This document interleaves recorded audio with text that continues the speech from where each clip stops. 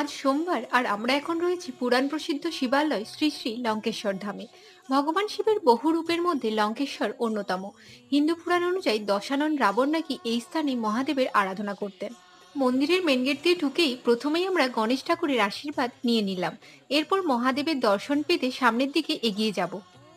পাহাড়ের ওপরে অবস্থিত এই মন্দিরে পৌঁছানোর জন্য প্রায় 450টিরও বেশি ধাপ ভেঙে ওপরে যেতে হবে।